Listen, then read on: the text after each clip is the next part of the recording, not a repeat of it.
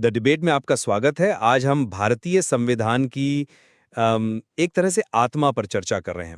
वो हिस्सा जो शासन और नागरिकता के आदर्शों को तय करता है, यानी भाग 4 के राज्य के नीति निर्देशक तत्व डीपीएसपी और भाग 4A के मौलिक कर्तव्य। और हमारी चर्चा का जो केंद्रीय सवाल है वो ये है कि क्या ये प्रावधान जिन पर आप सीधे अदालत नहीं जा सकते वाकई में भारत को एक सामाजिक और आर्थिक लोकतंत्र बनाने का एक असरदार खाका है, या फिर ये सिर्फ संविधान के पन्नों पर लिखी कुछ खूबसूरत आदर्शवादी बातें बनकर रह गई हैं। मेरा पक्ष ये है कि निर्देशक तत्व भारत के लोक कल्याणकारी राज्य की नींव हैं, एक नैतिक दिशा सूचक हैं जिसने हमारी नीतियों को असल में रास्ता दिखाया है। और मैं ये तर्क दूंगी कि कानूनी तौर पर बाध्यकारी न होने की वजह से ये सिद्धांत और कर्तव्य ज्यादातर प्रतीकात्मक हैं। इनका असर पूरी तरह से सरकार की मर्जी पर निर्भर करता है, किसी संवैधानिक गारंटी पर नहीं। देखिए, जब हम डीपीएसपी की बात करते हैं तो हम असल में संविधान की सामाजिक चेतना की बात कर रहे हैं। संविधान बनाने वालों का लक्ष्य बिल्कुल साफ था, सिर्फ राजनैतिक आजादी नहीं बल्कि सामाजिक और आर्थिक लोकतंत्र की स्थापना करना। अनुच्छेद 37 खुद कहता है कि ये देश के शासन के लिए मूलभूत है, मतलब ये कोई मामूली सुझाव नहीं है। इन्हें हर कानून बनाने वाली सरकार के लिए एक नैतिक और राजनैतिक जिम्मेदारी बनाया गया है। यहीं पर मुझे सबसे बड़ी दिक्कत नजर आती है। आप नैतिक जिम्मेदारी की बात कर रहे हैं, लेकिन कानून नैतिकता नहीं, वो बाध्यता पर चलता है। इन सिद्धांतों की सबसे बड़ी और शायद सबसे घातक कमजोरी यही है कि ये गैर न्यायोचित हैं। अच्छा, तो आप इस शब्द का मतलब हमारे सुनने वालों के लिए थोड़ा और आसान कर सकती हैं? बिल्कुल। गैर न्यायोचित का सीधा सा मतलब है कि अगर सरकार इन्हें लागू नहीं करती तो आप या मैं अदालत जाकर ये नहीं कह सकते कि हमारी किसी अधिकार का हनन हुआ है। हम सरकार पर मुकदमा नहीं कर सकते। और जब आप किसी जिम्मेदारी को लागू करवाने की ताकत ही छीन लेते हैं तो वो एक खोखला वादा बनकर रह जाती है। ये एक कानूनी तौर पर बेअसर निर्देश हैं। नहीं, मैं इस बात से सहमत नहीं हूं कि ये बेअसर हैं। आपके तर्क में एक बहुत जरूरी ऐतिहासिक संदर्भ छूट रहा है। संविधान निर्माताओं ने इन्हें सोच समझकर गैर न्यायोचित बनाया था, ये कोई भूल नहीं थी।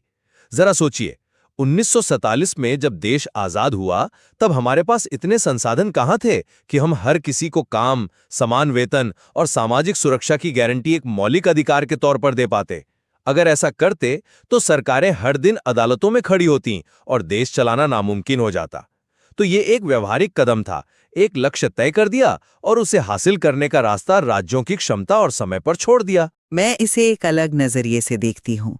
जिसे आप व्यावहारिकता कह रहे हैं, वो असल में सरकारों के लिए अपनी जिम्मेदारियों से बचने का एक आसान बहाना बन गया है।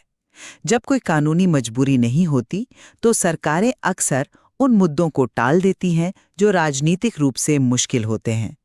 मौलिक अधिकार इसीलिए इतनी शक्तिशाली हैं क्योंकि वो न्यायोचित हैं। अगर आपका कोई मौलिक अधिकार छीना जाता है तो आप सीधे सुप्रीम कोर्ट जा सकते हैं। डीएसपी में इसी ताकत की कमी है। व्यावहारिकता के नाम पर हम जवाबदेही की बलि चढ़ा रहे हैं। लेकिन आप उनके असर को पूरी तरह से नजरअंदाज कर रहे हैं।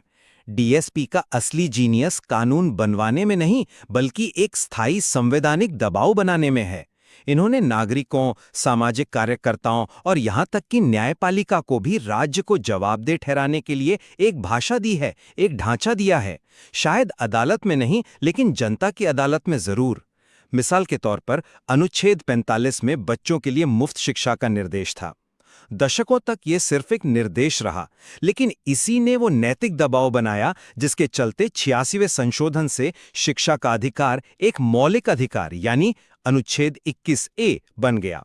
ये साबित करता है कि डीएसपी एक बीज की तरह है जो सही समय पर एक मजबूत कानूनी पेड़ को जन्म देते हैं। एक मिनट, क्या हम वाकई ये कह सकते हैं कि शिक्षा का अधिकार सिर्फ डीएसपी की वजह से आया? उस वक्त के सामाजिक आंदोलन, राजनीतिक जरूरतें और सुप्रीम कोर्ट के जो फैसले थे, क्या वो ज्यादा बड़ा कारण नहीं थे? हो सकता है डीएसपी ने बस एक वैचारिक सहारा दिया हो, एक संवैधानिक जामा पहनाया हो, जबकि असली वजह तो जमीनी हकीकत थी। मैं कहूंगा कि दोनों एक दूसरे से जुड़े हुए हैं। डीएसपी के बिना उस जमीनी हकीकत को वो संवैधानिक आधार नहीं मिलता। मनरेगा को ही देख लीजिए, जो अनुच्छेद 41 से प्रेरित है, काम पाने का अधिकार, या फिर 1961 का मातृत्व हितलाभ अधिनियम जो अनुच्छेद 42 से निकला है, जो महिलाओं के लिए काम की सही दशा और प्रसूति सहायता की बात करता है। ये जमीनी स्तर पर हुए वो बदलाव हैं जिनकी जड़ें सीधे सीधे निर्देशक तत्वों में हैं। ये देखने का एक तरीका है, पर इसमें एक बड़ी खामी है। अगर ये सिद्धांत इतने ही असरदार हैं, तो सरकारें इन्हें अपनी सुविधानुसार चुनती क्यों हैं? अनुच्छेद 44 दशकों से एक समान नागरिक संहिता की बात कर रहा है, पर आज तक वो ठंडे बस्ते में है, क्योंकि वो राजनीतिक रूप से संवेदनशील है। अनुच्छेद 47 नशीले पदार्थों पर रोक लगाने की बात करता है, पर शराब पर पाबंदी कुछ ही राज्यों तक सीमित है। और सबसे बड़ा उदाहरण है अनुच्छेद 39C, जो कहता है कि देश की संपत्ति और उत्पादन के साधन कुछ हाथों में जमा ना हो। आज हम क्या देख रहे हैं? बढ़ती हुई आर्थिक असमानता। अगर डीपीएसपी इतनी ही शक्तिशाली होते तो इन क्षेत्रों में हमें कोई नतीजा क्यों नहीं दिखता? सच्चाई तो ये है कि सरकारें उन्हीं डीपीएसपी को लागू करती हैं जो उनके राजनीतिक एजेंडे में फिट बैठते हैं। आप कुछ उदाहरणों के आधार पर पूरे ढांचे को अप्रभावी कह रही हैं। क्या ये सही है? संविधान एक मैराथन है, कोई 100 मीटर की दौड़ नहीं। इन लक्ष्यों को हासिल करने में समय लगता है। और आपने एक बहुत जरूरी पहलू छोड़ दिया, वो है न्यायपालिका की भूमिका। पिछले कुछ दशकों में सुप्रीम कोर्ट ने डीएसपी का इस्तेमाल मौलिक अधिकारों के दायरे को बढ़ा करने के लिए किया है। हाँ, ये एक दिलचस्प मोड़ है।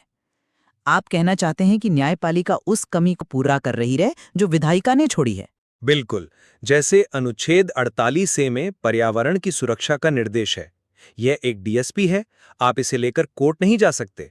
लेकिन सुप्रीम कोर्ट ने अनुच्छेद 21 यानी जीवन के अधिकार की व्याख्या करते हुए कहा कि एक स्वस्थ वातावरण के बिना जीवन का अधिकार अधूरा है। इस तरह एक निर्देशक तत्व को मौलिक अधिकार का हिस्सा बना दिया गया। इसी तरह गरिमा के साथ जीने का अधिकार और रोजगार का अधिकार जैसी चीजों को भी जीवन के अधिकार में शामिल किया गया है। तो डीएसपी और मौलिक अधिकार दुश्मन नहीं, बल्कि एक दूसरे के पूरक हैं। न्यायपालिका ने इन दोनों के बीच एक पुल बनाया है। मैं मानती हूँ कि न्यायपालिका ने ये किया है और ये काबिले तारीफ भी है, लेकिन ये तो इस बात का सबूत है कि मूल ढांचा कमजोर था। अगर आपको किसी अधिकार को लागू करवाने के लिए न्यायपालिका के एक्टिविज्म या किसी जज की व्याख्या पर निर्भर रहना पड़े, तो ये एक मजबूत संवैधानिक गारंटी नहीं है। ये एक संयोग है, अधिकार नहीं। ये व्यवस्था को भरोसेमंद नहीं बल्कि अप्रत्याशित बनाता है। लेकिन ये जवाबदेही सिर्फ राज्य की ही नहीं है। संविधान का मानना था कि एक अच्छे लोकतंत्र के लिए नागरिकों की भी कुछ जिम्मेदारियां हैं, जो हमें मौलिक कर्तव्यों की तरफ ले जाता है।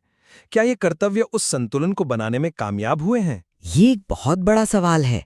1976 में आपातकाल के दौरान स्वर्ण सिंह समिति की सिफारिश पर इन्हें जोड़ा गया था। इरादा शायद ये था कि लोग सिर्फ अपने अधिकारों की ही बात न करें, अपने फर्ज भी समझें। और इसमें गलत क्या है? ये कर्तव्य नागरिकों में देश के प्रति जिम्मेदारी की भावना को बढ़ावा देते हैं, जैसे संविधान का पालन करना, राष्ट्रीय प्रतीकों का सम्मान करना, भाईचारे को बढ़ाना और देश की एकता और अखंडता की रक्षा करना। ये एक जिम्मेदार नागरिक समाज की नींव रखते हैं। लेकिन असलियत में ऐसा होता नहीं है ना? मैं फिर वही सवाल पूछूंगी, क्या इन कर्तव्यों के संविधान में जुड़ने से हमारे नागरिक व्यवहार में कोई बड़ा मापने लायक बदलाव आया है? एक मौलिक कर्तव्य है सार्वजनिक संपत्ति को सुरक्षित रखें और हिंसा से दूर रहें। फिर भी हम हर छोटे बड़े विरोध प्रदर्शन में सरकारी बसों और ट्रेनों को जलते हुए देखते हैं। एक और कर्तव्य है वैज्ञानिक दृष्टिकोण, मानवता और सीखने समझने की भावना का विकास करें। इसके बावजूद समाज में अंधविश्वास और अवैज्ञानिक सोच की जड़ें कितनी गहरी हैं, ये हम सब जानते हैं। पर आप ये कैसे मान सकती हैं कि कानून से हर चीज ठीक की जा सकती है? मौलिक कर्तव्यों का उद्देश्य सजा देना नहीं, बल्कि शिक्षित करना और प्रेरित करना है। ये एक राष्ट्रीय संवाद का हिस्सा है कि एक अच्छा नागरिक होने का मतलब क्या है। ये मूल्य हमारी शिक्षा प्रणाली और सार्वजनिक जीवन का हिस्सा बनकर धीरे धीरे ही बदलाव लाएंगे। यह एक लंबी प्रक्रिया है, पर जरूरी है शायद। लेकिन संविधान एक कानूनी दस्तावेज है, नैतिक उपदेशों की किताब नहीं।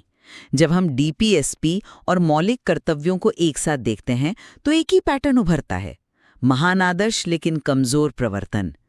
राज्य के लिए कर्तव्य हैं जिन्हें लागू नहीं किया जा सकता, और नागरिकों के लिए कर्तव्य हैं जिनके उल्लंघन पर कोई सजा नहीं है। और इससे भी ज़्यादा चिंता की बात यह है कि कभी-कभी इन कर्तव्यों का इस्तेमाल अधिकारों को सीमित करने के लिए भी किया जाता रहा है। कुछ अदालती फैसलों में ये तर्क दिया गया कि क्योंकि नागरिक अपने कर्तव्यों का पालन नहीं कर रहे, इसलिए उनके अधिकारों पर कुछ पाबंदियां लगाई जा सकती हैं। ये एक बहुत खतरनाक ढलान है।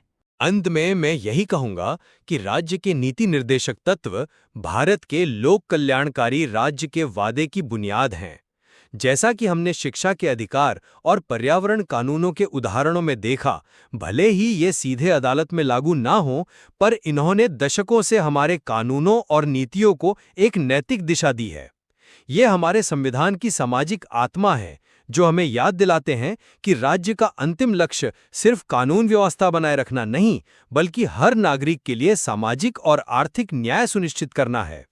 वहीं मेरा निष्कर्ष ये है कि कानूनी प्रवर्तन के अभाव में निर्देशक तत्व और मौलिक कर्तव्य अपनी प्रभावशीलता खो देते हैं। उनकी सफलता पूरी तरह से उस वक्त की सरकार की राजनीतिक इच्छा शक्ति पर निर्भर करती है। और जैसा कि हमने समान नागरिक संहिता और धन के केंद्रीकरण पर रोक जैसे उदाहरणों में देखा, सरकारें इन्हें अपनी सुविधानुसार चुनती या छोड़ देती हैं। यह उन्हें एक मजबूत संवैधानिक गारंटी के बजाय एक अनिश्चित राजनीतिक वादा बना देता है।